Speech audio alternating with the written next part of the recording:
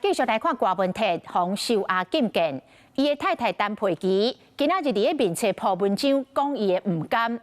伊讲郭文泰进前互交保出来，讲话思考已经无真顺，音量真低，一直扫，早就已经唔是过去伊所熟悉的郭文泰了。陈佩琪伫咧面册回忆着郭文泰伫咧12月27离开厝4个月了后，佮踏入着家门的种种的往事。讲郭文泰看起来除了虚弱、白死杀之外，走路嘛当下无运动。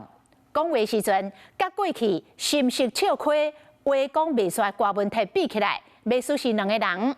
陈佩琪讲，即摆的郭文泰都亲像一个样样要失智的老大人。你好，我是宋彦明。想掌握最及时的新闻资讯吗？赶紧订阅、按赞、开启小铃铛，锁定华视新闻 YouTube 频道。